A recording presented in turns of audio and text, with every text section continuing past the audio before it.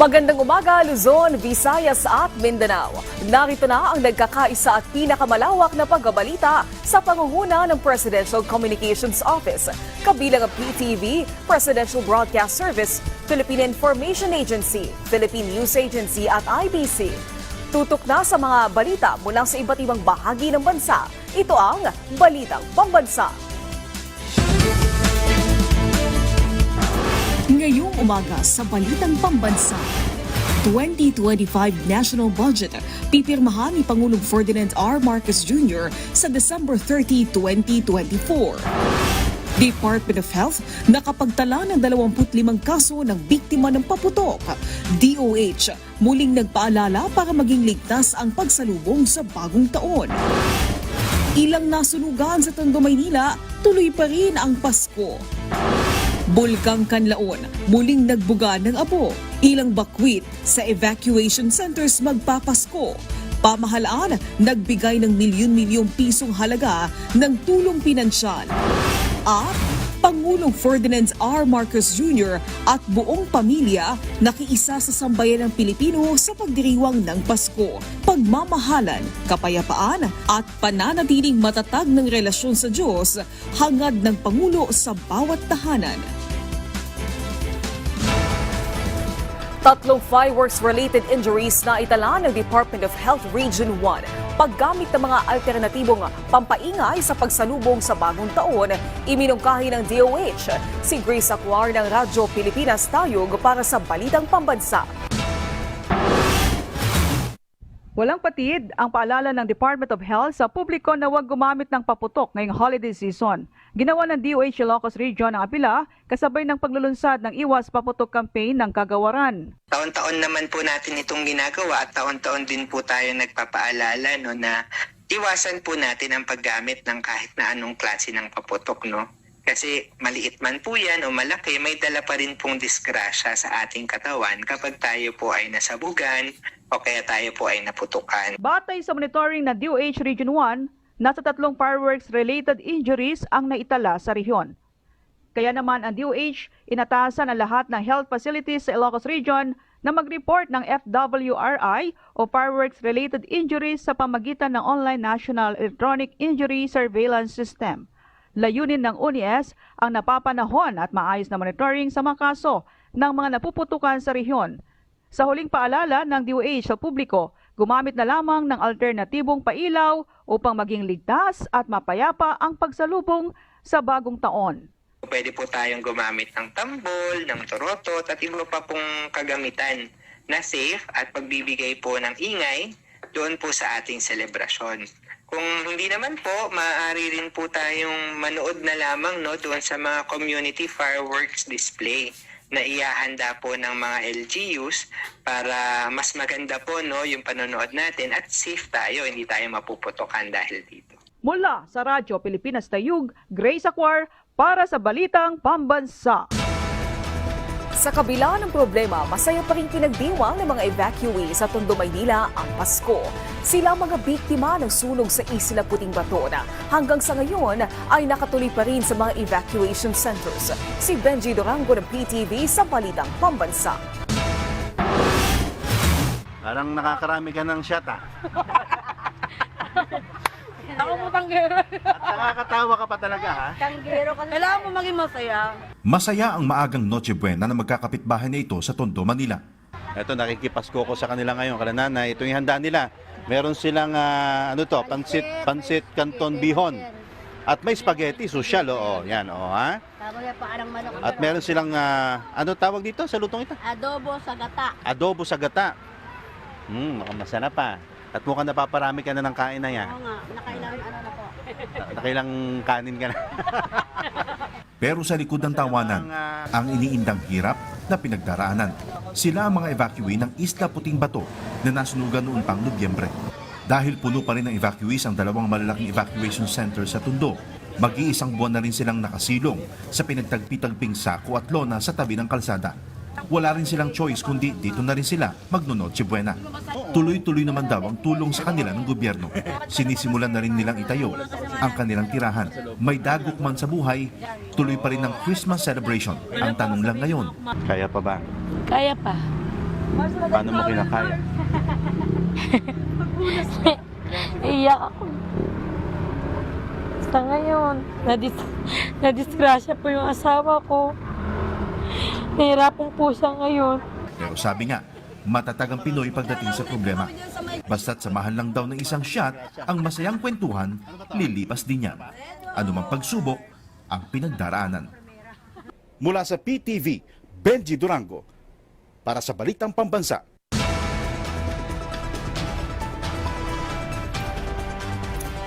Samantala, mananatiling bukas ang Walang Gutom Kitchen sa Pasay City ngayong Pasko at sa December 26 hanggang 31 o sa bisperas ng Bagong Taon. Ayon kay DSWD spokesperson Irene Dumlao, so sarado ito ngayong araw ng Pasko at sa January 1, tuloy naman ang serbisyo nito sa mga nabanggit na araw. Bukas po yung food bag para sa mga pamilya at individual na nakatira sa lansangan at para sa mga nakakaranas sa involuntary hunger. Inilunsad ang Walang Gutom Kitchen itong umpisa ng Disyembre at katuwang ng pamahalaan dito ang pribadong sektor. Nakakatulong din ito para mabawasan ang nasasayang na pagkain dahil dito dinodonate ng mga establishmentong tulad ng mga restaurant at hotel ang mga sobra nilang pagkain. Nanawagan ng Task Force Kanlaon ng mandatory evacuation sa mga nasa loob ng 6-kilometer danger zone ng bulkan. Kasunod ito ng pagbuga ng makakapal at maitim na abo. Kumakalawa na umabot ng hanggang 2 kilometro ang taas. Nagbigay na rin ng babala ang PHIVOLCS na pwedeng ma-escalate sa Alert Level 4 ang Kanlaon. Pinaghahanda na ang mga LGU ng kanilang contingency plans para sa worst case scenario. Tuloy naman ang pamamahagi ng DSWD ng tulong sa mga apektadong pamilya sa Canlaon City. As of December 22, mahigit 7,000 residente ang nasa evacuation center sa lungsod. Siniguro din ng Office of Civil Defense ang patuloy na pag-aalalay ng pamahalaan sa mga apektado ng pag-aalboroto ng bulkan, lalo na sa mga magsasakang apektado ang kabuhayan. Tumutulong na po ang ating national government. As a matter of fact, nung last Friday, nagbigay na po ng tulong ang si Presidente Marcos po. No? Nagbigay po siya ng 30 million para sa Canlaon City at karagdagan 30 million po sa Negros Oriental, sa probinsya ng Negros Oriental, para po nga sa Canlaon City. At dito naman sa Negros Occidental, tuloy-tuloy din po ang tulong. Okay, good. Hindi na po nila kasi kakayanin talaga eh. Para po sa isang city po ng Canlaon City na talagang umaasa sa agrikultura at hindi naman sila makapagtanim, talagang kailangan po natin pumasok. Ang OCD po, dala-dala po natin ng national government din.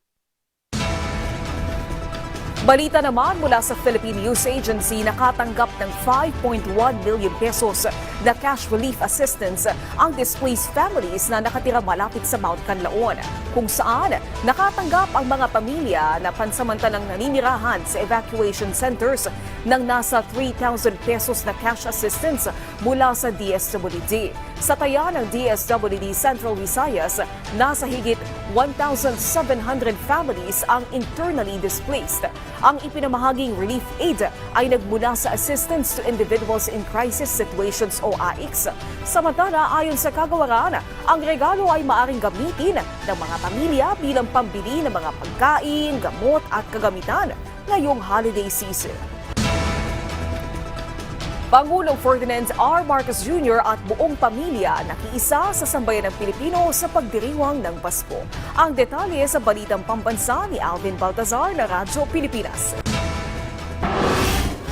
Magkakasamang bumati ng maligayang Pasko sa mga Pilipino ang unang pamilya sa pangunguna ni Pangulong Ferdinand R. Marcos Jr.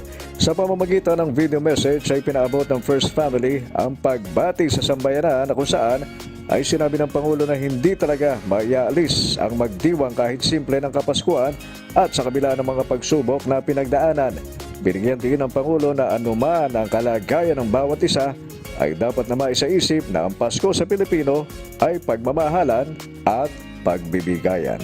Hindi naman kailangan mag-arbo dahil nasa ang sulok ng bansa at anuman ang ating kalagayan, ang Pasko sa Pilipino ay pagmamahalan at pagbibigayan. Ang Pasko sa Pilipino ay pamilya. Sa mensahe naman ni First Lady Liza Marcos ay hinikayat nito na bisitahin ang mga tanawin sa ating bansa ngayong panahon. Paghikayat naman ni Ilocos Congressman Sandro Marcos, panoorin ang makikislap at makikinang na palamuti sa mga syudad at probinsya. Para naman kina Simon at Vince Marcos, sana ay mabigyan ng pagkakataong madalaw ang mga magagandang simbahan at kumain kasama ang pamilya at mga kaibigan. Bisitahin ang mga tanawin sa ating bansa. Panoorin ang makikislap at makikinang ng mga palamuti sa ating mga syudad o probinsya. Dalawin ang mga magagandang simbahan. Kumain kasamang pamilya at mga kaibigan. Sa mensahe ding inilabas ni Pangulong Marcos ay sinabi nitong kaisa siya ng mga Pilipino sa buong mundo ngayong pagdiriwang ng Pasko. Sinabi ng Chief Executive na habang abala ang bawat isa na makauwi at makasama ang mga mahal sa buhay, ay mahalaga ding magkaroon ng refleksyon ang bawat isa sa lalong importanteng bagay. Ito ayon sa Pangulo ay ang mamuhay ng may kahulugan at layunin. Hiling din ang punong ekutibo, magdala sana ng pagmamahal at kapayapaan sa bawat tahanan ng diwa ng Pasko at magtanim ng mas malalim na pagpapahalaga sa lakas na nagmumula kay Kristo.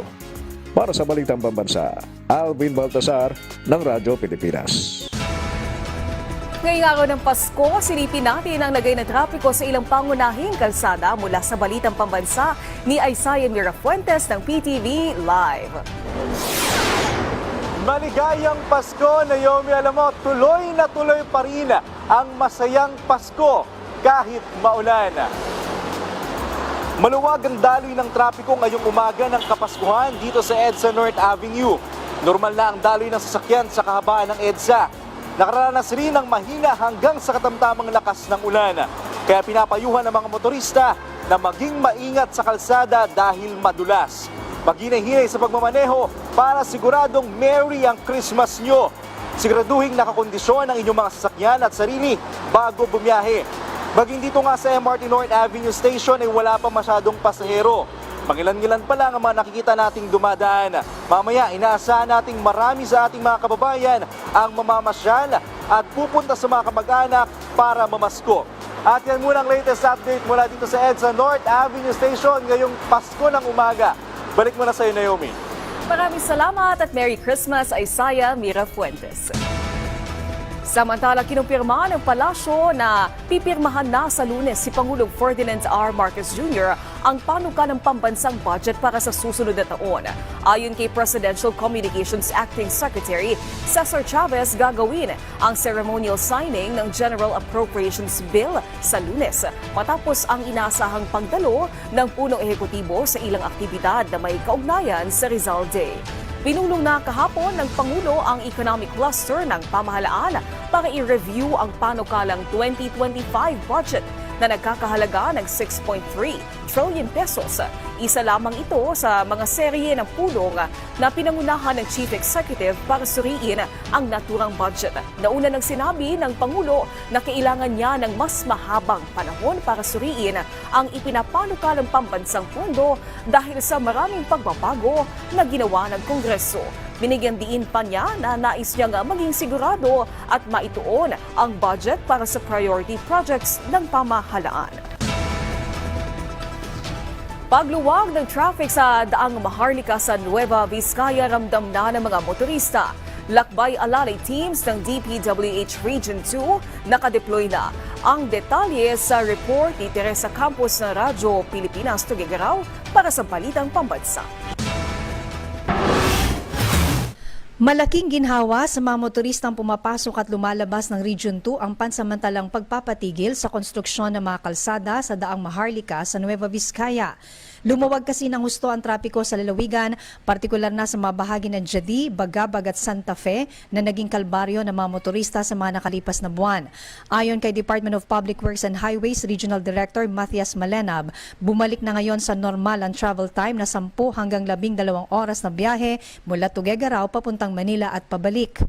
Ang una nating ginawa sa naging problema ito, knowing na there will be influx of vehicles because of this holiday season, sinuspindi muna natin ang lahat ng trabaho magmula noong December 20 hanggang January 5 2025. Upang sa ganon ay hindi maabala yung ating mga motorista, mga biyahero.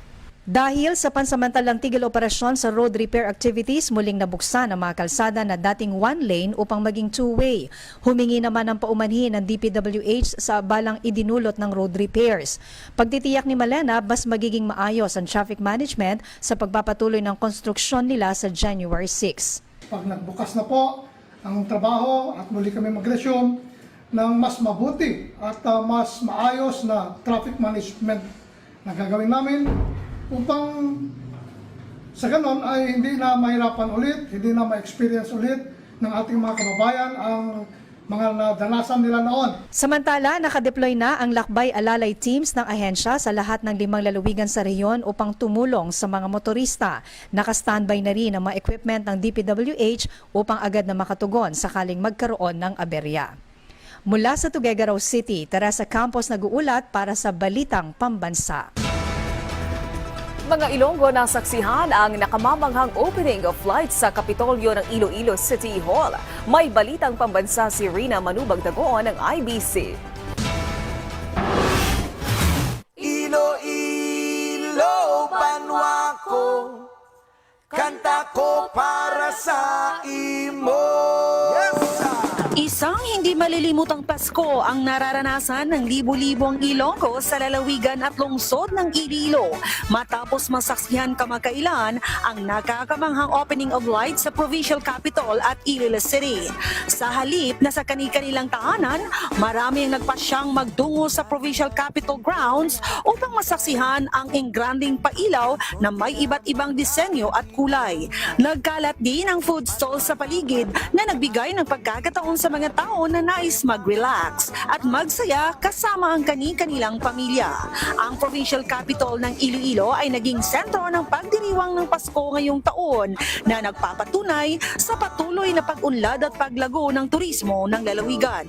Kasabay nito, ipresenta rin ng lalawigan sa isang programa ang 9 na mga tribong lalahok sa 2025 kasadyan sa Kabanwahanan na gaganapin sa Enero 25 sa susunod na taon, na isa sa mga highlights ng Dinagyang Festival ng Iloilo City. Sinabi ng gobernador na ang kasadyan sa Kabanwahanan ay binubuo bilang cultural heritage ng mga munisipalidad na nagpapakita ng mayamang kultura, kasaysayan at tradisyon ng Iloilo. Kasadyan sa Kabanwahanan is meant to be the display window of the festivals of our municipalities.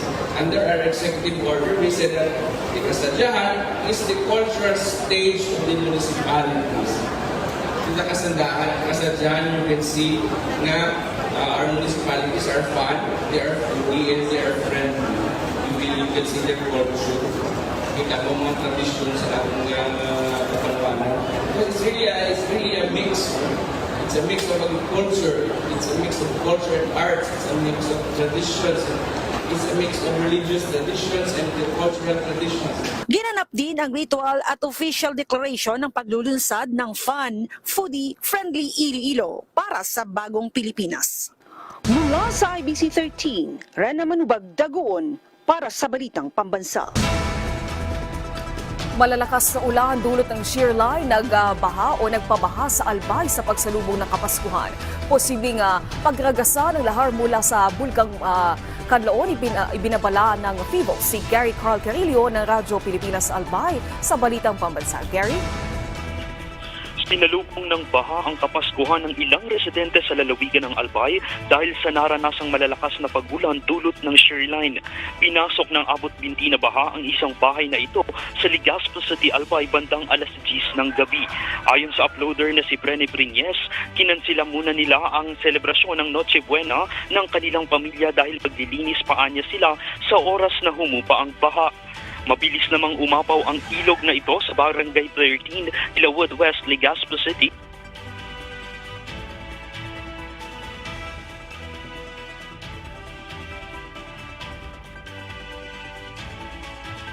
Babalikan natin ang ulat na yan ni Gary Carillo.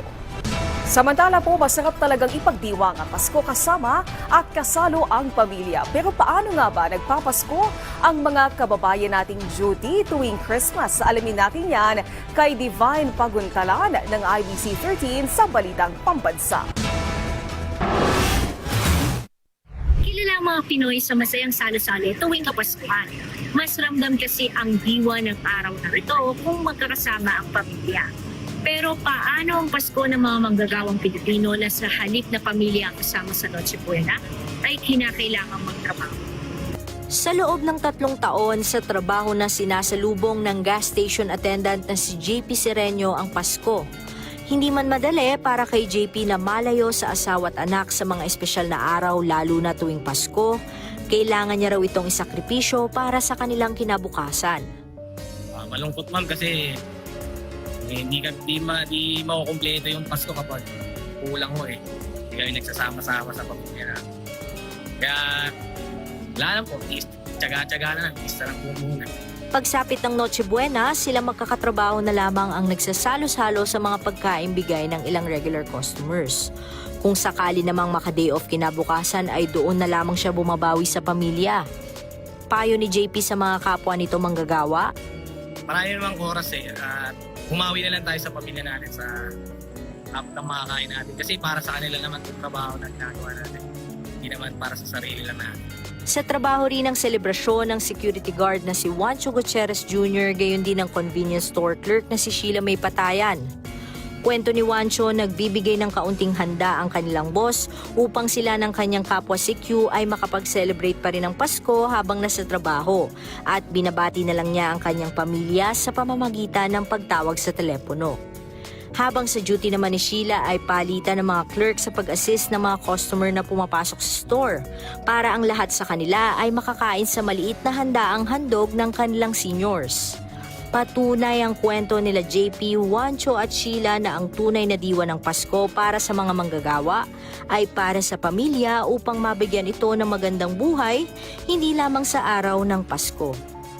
Sakripisyong puno ng pagmamahal at dedikasyon ang tunay na diwa ng Pasko sa ilan sa ating mga kababayan na malayo sa kanilang mga mahal sa buhay ngayong holiday season. Ilang kilometro man ang pagitan na nanatili ang pagpupursige upang mabigyan ang kanilang pamilya ng magandang buhay. Mula sa IBC 13, Divine Paguntalan para sa Balitang Pambansa. Christmas holiday tree sa Tagum City, agaw atraksyon kaya talaga namang dinarayo ng mga turista. Silipin niya sa Balitang Pambansa ni Genevieve Duron, abangan ng PIA. Kakaibang saya na naman ang dala ng bagong disenyo ng Tagum Christmas Holiday Tree na tumitindig sa Tagum City Hall ground sa tayog na mahigit 200 talampakan. Sa taong 2024, Noah's Ark ang disenyo nito.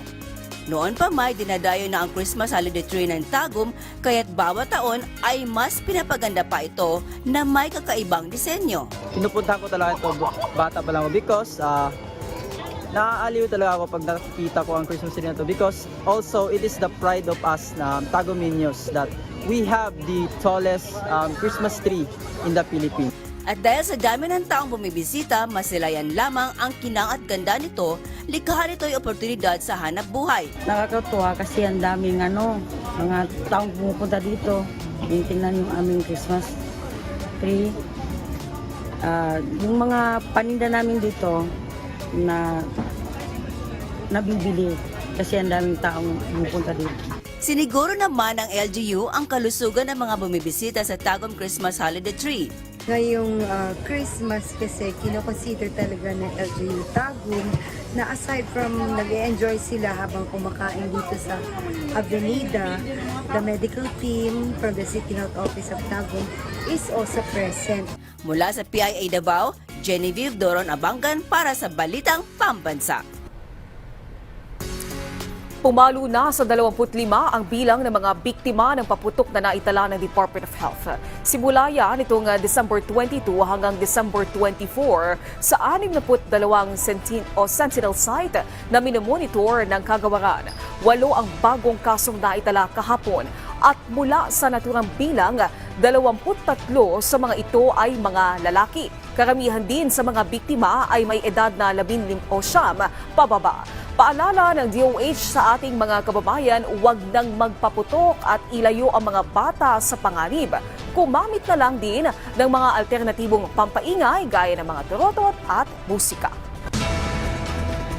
May paalala naman ang Department of Health sa ating mga kababayan para maging ligtas at malusog ngayong Pasko at sa pagsalubong ng bagong taon. Anila huwag munang gumamit ng paputok bilang pag-iingat. Gayun din ang pag-report sa mga gumagamit at nagbebenta ng mga iligal na paputok. Huwag rin pong pulutin at sindihan ang mga paputok na makikita sa kalsada at ilayo sa mga bata ang mga produktong may lason at pulbura, kagaya ng mga maliliit na paputok dahil maaari nila itong masubo. Pinayuhan naman ng DOH ang publiko para sa mga alternatibo, kabilang na yung paggamit ng turotot, kaldero o magkaraoke kasama ang kaibigan o pamilya. Dapat din nilang bantayan ng mga magulang o ng mga magulang ang kanilang mga anak at kabataan para makaiwas sa paggamit ng firecrackers. Manood na lang nila sila ng fireworks display mula sa kanilang LGU at ang maging handa at tiyakin na mayroong first aid kit ang mga tahanan sakaling may masugatan dahil sa paputok. Samantala, abiso ng kagawaran, maaaring tumawag kaagad ang publiko sa 911 o sa 1555 kung may emergency. Maraming salamat sa pagsama sa amin ngayong umaga. Tumutok muli sa ating programa mamayang alas 12 ng tanghali kasama ang buong puwersa ng Presidential Communications Office. Ito nagkakaisang puwersa ng pagbabalita mula sa PTV. Ako si Naomi Tiburcio at ito ang Balitang Pambansa.